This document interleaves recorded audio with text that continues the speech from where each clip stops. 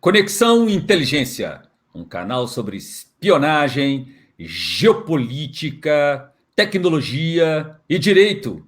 E a partir de agora, desenvolvimento. Eu sou Denilson Feitosa, presidente da Associação Internacional para Estudos de Segurança e Inteligência, INASES, com pós-doutorado em estudos de inteligência, segurança e direito. Estou aqui acompanhado do professor Eugênio Diniz, ex-presidente da Associação Brasileira de Relações Internacionais, diretor executivo da Sinopsis, professor do Departamento de Relações Internacionais da PUC Minas e ex-oficial de inteligência da Agência Brasileira de Inteligência. Estamos aqui novamente, não é, Eugênio? Isso aí, Denilson. Estamos aí firmes. É um prazer enorme estar aqui com vocês. Estamos trazendo mais coisas, outras coisas interessantes. Mas tem tanta coisa interessante que é difícil a gente, às vezes, escolher o tema que a gente vai expor para vocês. Mas a minha atenção ela foi especialmente capturada por uma notícia no G1.com, que é a notícia: investimento em infraestrutura tem que dobrar para o Brasil dar salto de competitividade, aponta estudo. Esse estudo é um estudo feito pela uma iniciativa que já existe desde 2017, que é a Infra 2038. É uma iniciativa que procura fazer propostas de desenvolvimento para o país, especialmente pelo setor privado, né? Esse estudo, o relatório Infra 2038, que iniciativa é essa? É a iniciativa dizendo o seguinte: olha, vamos tentar fazer com que o Brasil, até 2038, que seria algo factível, né? Ou seja, cerca de 20 anos após o início da iniciativa, o Brasil ele possa chegar na 20ª colocação no mundo. Veja bem, um país do tamanho do Brasil, né? Quinto maior território, depende de como você mede, né? Quinta maior população, uma das grandes economias do mundo, mas está longe, está mais de 70ª posição no ranking de competitividade do Fórum Econômico Mundial no que tange a sua infraestrutura, né? Porque precisa de transporte para crescer, precisa de energia elétrica. O país não pode estar num blackout, num racionamento para que o país se desenvolva. Precisa de comunicação, telecomunicações, saneamento. As pessoas não podem adoecer se você não tem esgoto adequado, você não tem água potável. Isso tudo afeta o país, né? Então, a infraestrutura do país ela tem que crescer para que o país se desenvolva. Isso gera empregos, isso gera saúde, isso gera tudo para o país.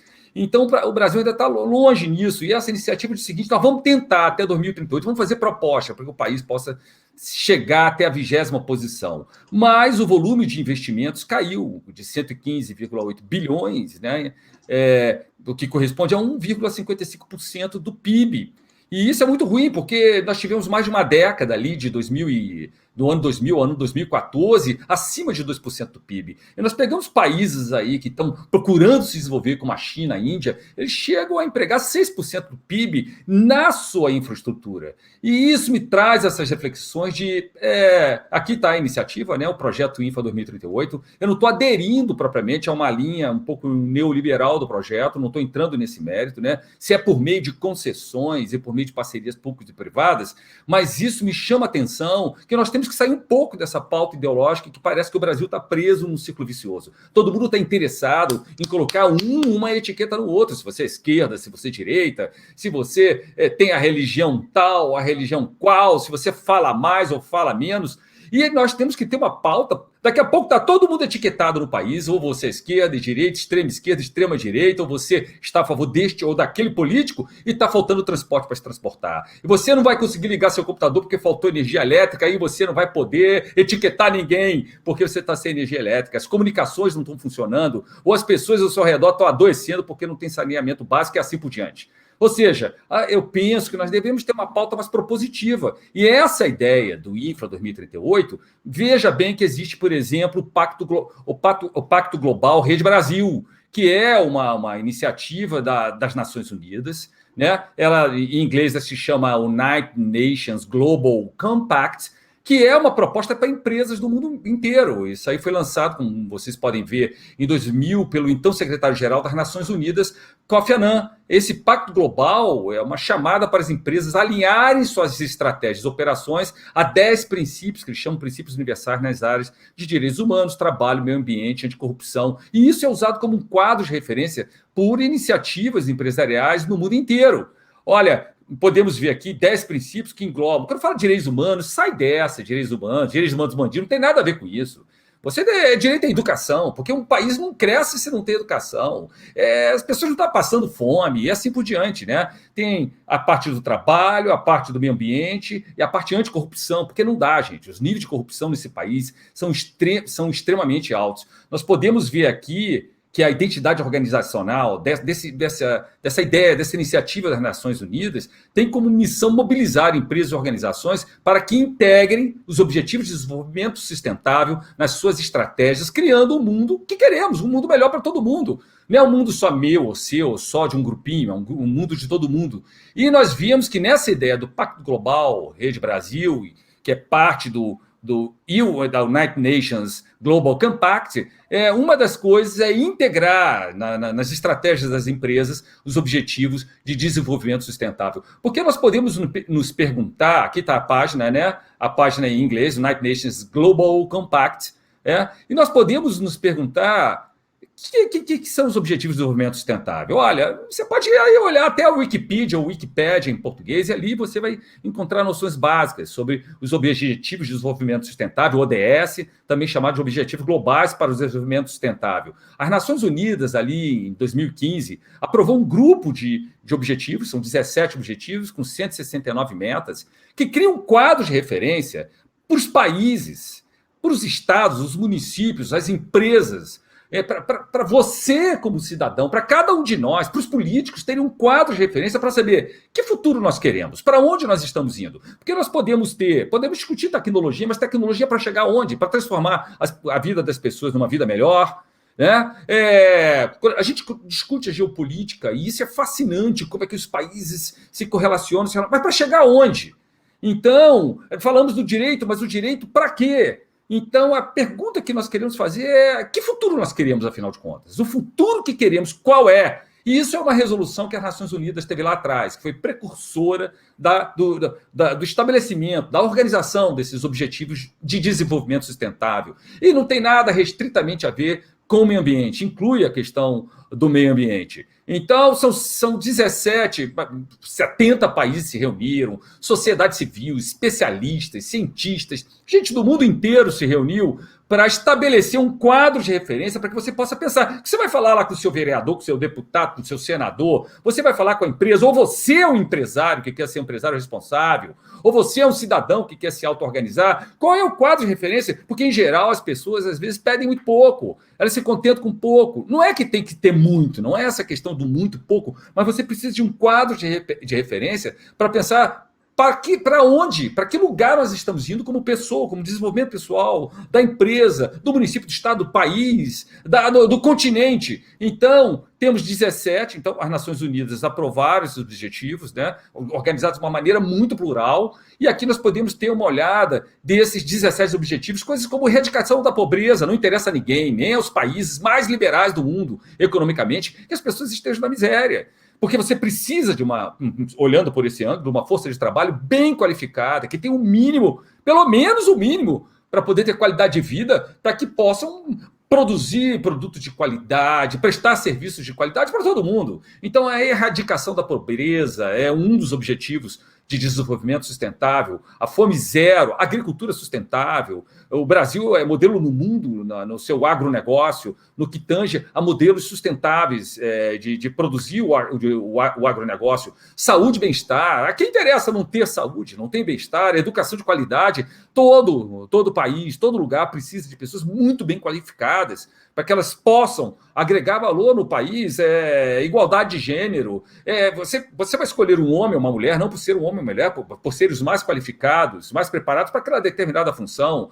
Água limpa e saneamento, tá bom, você está cheio de dinheiro no bolso, mas a água tá contaminada, né? Não tem o saneamento para a população em geral, você está ilhado. Então não adianta você ser rico, você está ilhado no mundo. Igualdade, energia limpa e acessível, né?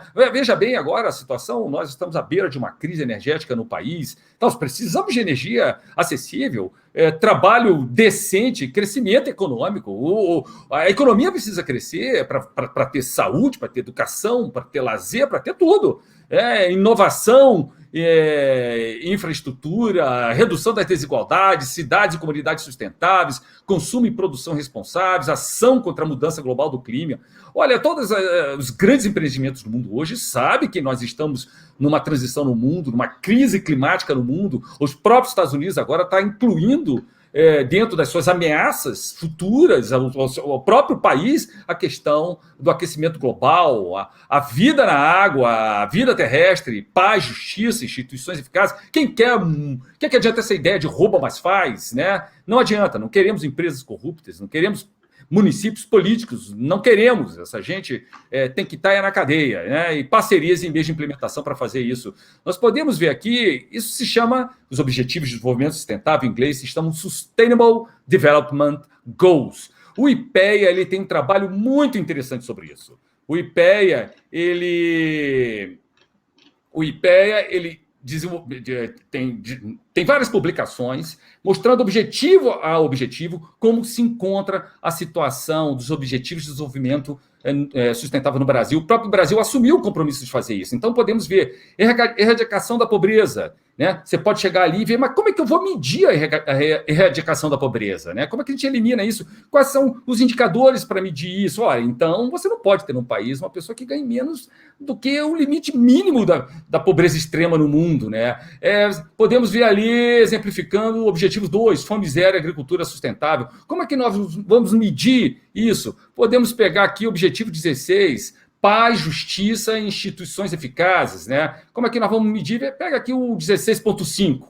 Reduzir substancialmente, essa é uma das metas, ligadas a esse objetivo de desenvolvimento sustentável, reduzir substancialmente a sonegação fiscal, a corrupção e o suborno em todas as suas formas. Enquanto, por exemplo, o Brasil está nesses níveis alarmantes de corrupção, isso impede, isso reduz, isso atrapalha, atravanca o desenvolvimento do país. Né? Não pode ter rouba mais faz, né? Não pode ter corrupção de espécie nenhuma para que o país, tanto seja no nível empresarial, no nível governamental, isso não pode ter. E como nós podemos medir isso na questão governamental? Proporção de pessoas que tiveram pelo menos um contato com um funcionário público e que pagaram um suborno ou a quem foi pedido um suborno por funcionários públicos nos últimos 12 meses. É importante que a gente se familiarize com esses objetivos de desenvolvimento sustentável. Né? Existem mapas digitais que você pode enxergar. Por exemplo, esse aqui é o Atlas de Desenvolvimento Sustentável, que mostra a situação desses objetivos, um futuro que nós queremos, um futuro que as pessoas não estejam passando fome, as crianças não estejam sendo violadas sexualmente, né, assediadas sexualmente, as pessoas não estejam sendo torturadas, elas tenham a devida educação, o governo não seja corrupto, as empresas não sejam corruptas, o crime organizado não domine o nosso território. Isso tudo está lá nos Objetivos de Desenvolvimento Sustentável, com metas bem estabelecidas do que alcançar até 2030 e com indicadores, a forma que a gente vai medir isso. Na questão dos homicídios, como é que a gente pode estar bem se o nível de homicídio no Brasil, homicídio doloso, intencional, é tão alto? Então, nós precisamos aprender a saber como é que eu vou medir isso. Qual é o número de pessoas que morrem por 100 mil habitantes? Né? O Atlas de Desenvolvimento Sustentável, Atlas of Sustainable Development Goals, te permite ver digitalmente isso. O Atlas do Desenvolvimento Urbano no Brasil, uma iniciativa do IPEA, o Instituto de Pesquisa Econômica Aplicada, e outros parceiros. O mapa digital aqui de desenvolvimento sustentável do Ministério Público de Minas Gerais, que mostra todos os 853 municípios. Digitalmente, você vai olhando município a município, né? E ainda temos aqui vários dashboards, vários painéis que você pode enxergar a situação que se encontra isso agora em 2021. Você vai nesse link que nós vamos passar para vocês, você vai lá olhar, você pode ver, por exemplo, a situação dos municípios brasileiros aqui, ó, Brazilian Cities SDG Index. Então, você vai ver ali 700 municípios que estão sendo acompanhados, né, paulatinamente. Você pode também olhar aqui o Índice de Desenvolvimento Sustentável das cidades, né? Então, você vai graficamente aqui enxergando como é que está a pobreza, como é que está a economia, como é que está a questão do consumidor, a justiça e assim por diante. Ou seja, a pergunta que está em jogo aqui é qual é o futuro que nós queremos. Nós precisamos ter um quadro de referência para você saber como indivíduo, ali, no seu bairro, na sua cidade, no seu estado, no seu país, né? O que é que você como empresário faz, o que é que você como cidadão, você faz, o que é que você cobra. Então, ter intimidade com esses conceitos é uma coisa extremamente importante para o futuro que queremos. Um futuro que tenha paz, um futuro que o país se desenvolva, um futuro que as pessoas possam se desenvolver e alcançar sua plenitude. Não é isso, Eugênio? É algo muito interessante. Nós sempre vamos trazer esse tema agora do futuro que queremos. Que tecnologia para quê? Direito para quê? Geopolítica para chegar aonde? Para transformar um mundo mais pacífico? Enfim, sem ilusões, com pragmatismo. Mas nós precisamos saber para onde a gente vai. E, Eugênio, eu sei que você também tem coisa muito bacana aí para falar. Denilson,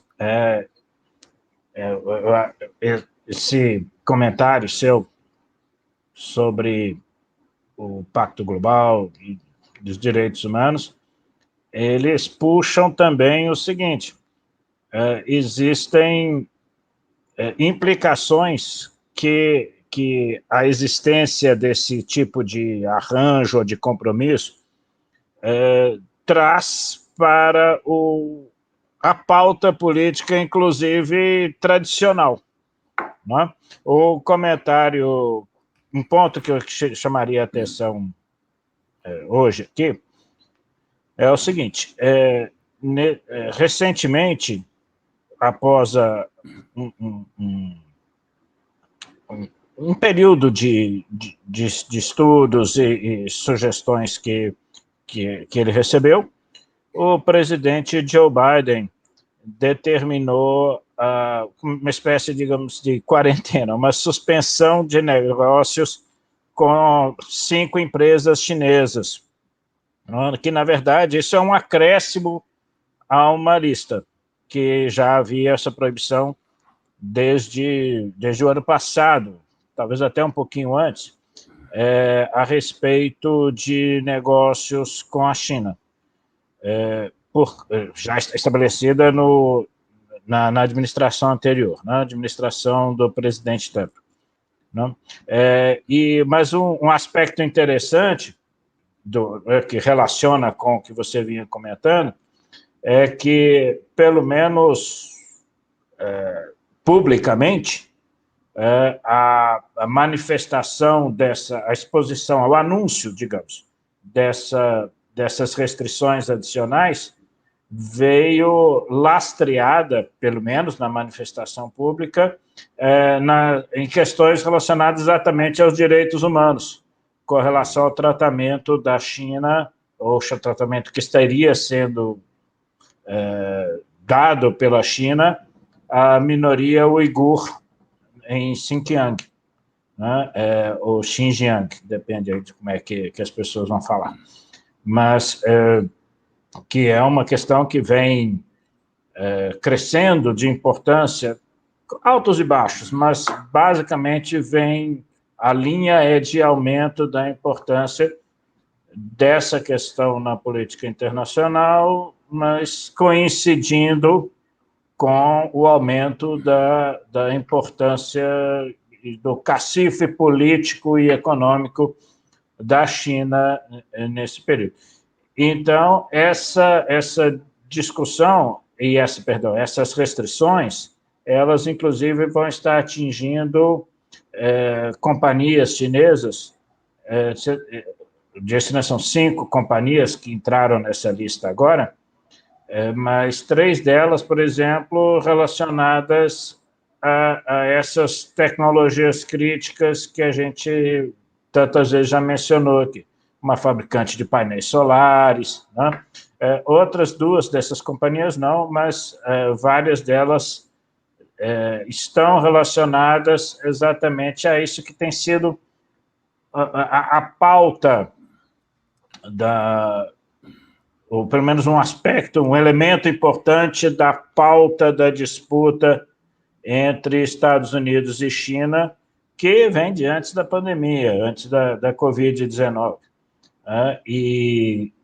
mas que é também agora articulada politicamente em torno de uma discussão de direitos humanos. Né? que dá ou aumenta, exatamente por causa da existência dessa preocupação, aumenta o cacife político a ponto de fazer valer a pena expor a questão nesses termos mais do que nos aspectos relacionados à competitividade econômica. Então, é um elemento interessante de se observar, né? Inclusive a abrangência desse tipo de questão na movimentação política. Esse acréscimo na lista de restrições, ele vem no momento em que começa a se delinear mais claramente, ou começam a se delinear mais claramente, os contornos do processo de reorganização das cadeias produtivas globais que se seguiu, ou que vem se seguindo, digamos assim, a constatação, né, da gravidade da pandemia da Covid-19. Tanto a gravidade imediata, questões sanitárias, de saúde, mas o impacto que isso teve na escassez de diversos produtos, exatamente porque a produção de componentes importantes da cadeia produtiva de vários bens de consumo, mas particularmente bens muito críticos, como na área de saúde, semicondutores, tudo isso foi muito drasticamente afetado na medida em que tudo isso estava muito concentrado, a produção disso muito concentrada na China. Então, no ano passado, há mais ou menos um ano, já em talvez maio, eu lembro de ter comentado isso numa apresentação, que esse era um dos aspectos que a gente teria que observar nos desdobramentos da situação toda da pandemia da Covid-19. Em que medida isso afetaria as cadeias produtivas globais, né?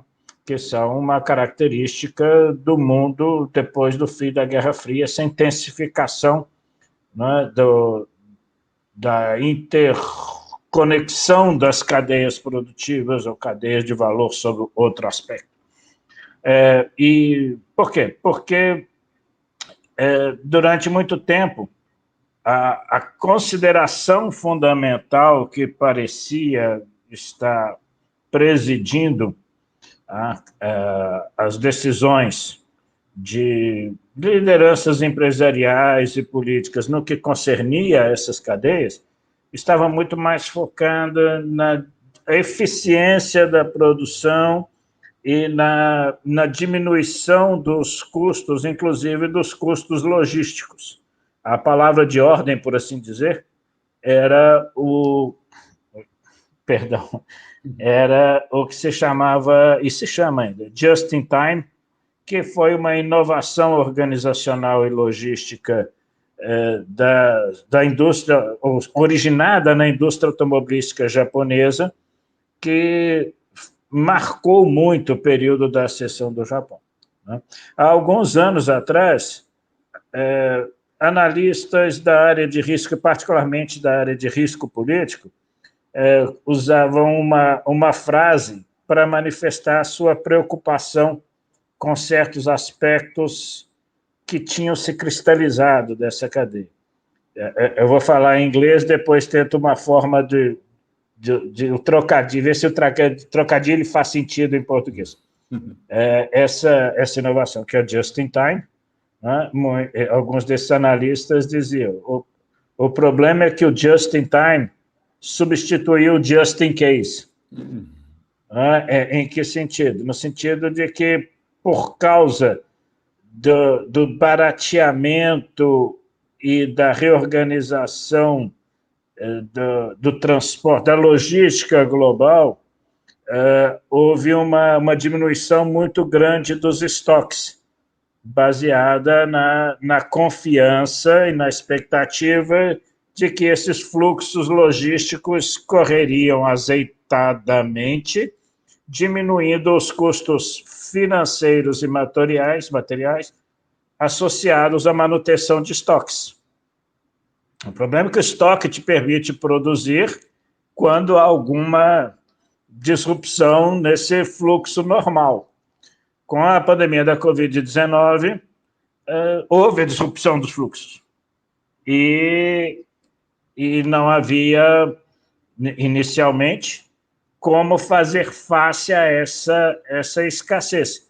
E, de alguma maneira, nós ainda estamos sentindo muito claramente a produção de automóveis no Brasil, né, está arrastando, patinando, havendo demanda por causa da escassez de semicondutores.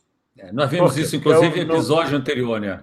Como é que isso afetou, que a gente comentou de outra vez. Boa parte dessa crise é claro, existe semicondutores ou chips de vários valores, mas boa parte dessa crise é um chip de $1, né?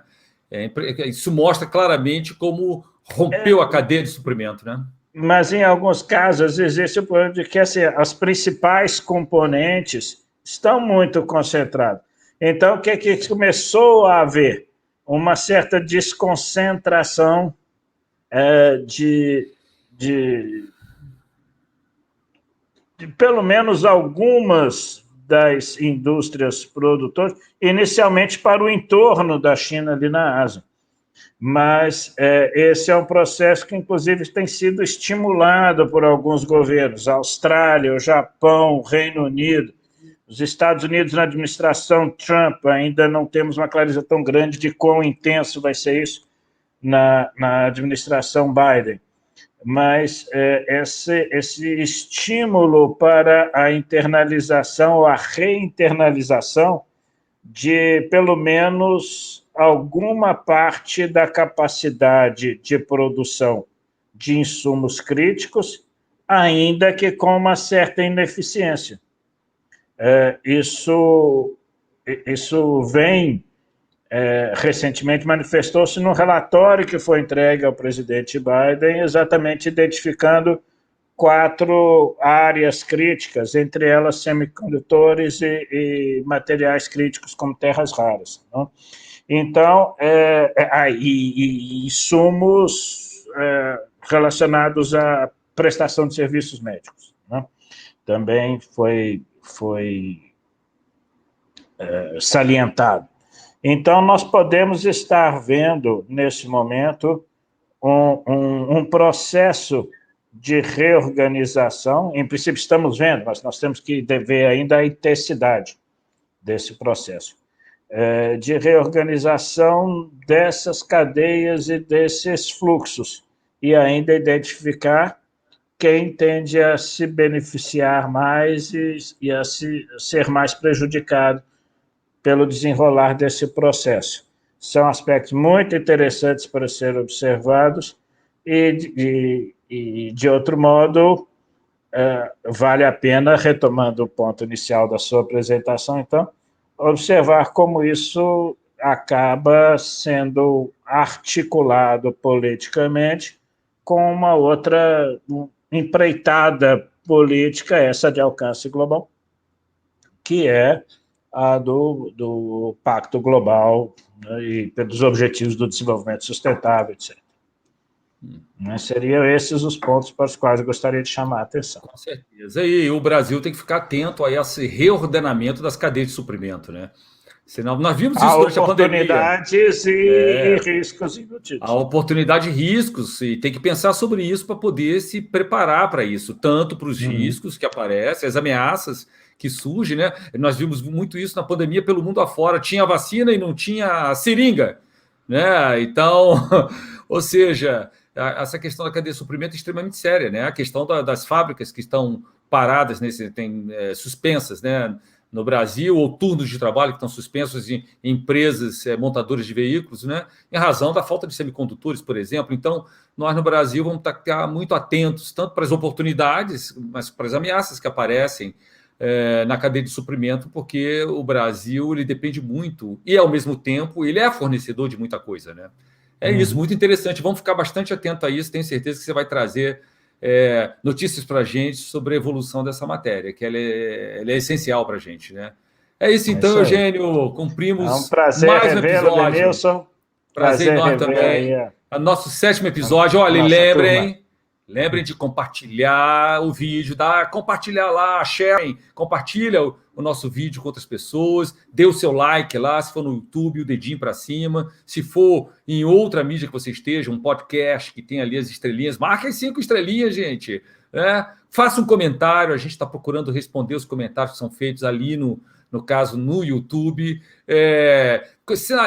marque ali o seu sininho, né? A sua notificação para que você possa saber quando está surgindo um novo vídeo nosso, enfim, para nós isso tudo motiva a gente a continuar e faça propostas também de assuntos que vocês queiram ver dentro dessas temáticas de espionagem, atividade de inteligência, geopolítica, tecnologia, direito, relações internacionais e desenvolvimento. Gente, é um prazer enorme, né, Eugênio? Prazer todo meu. Olha, um abraço a todos. Um abraço a todos, então. Até a próxima, gente. Tchau, tchau. Até a próxima, só tchau. um aviso final, que os próximos 3 episódios também vão ser às quintas-feiras, viu? E aí depois a gente retorna ao normal. Um grande abraço para todos. Tchau, tchau. Tchau, abraço.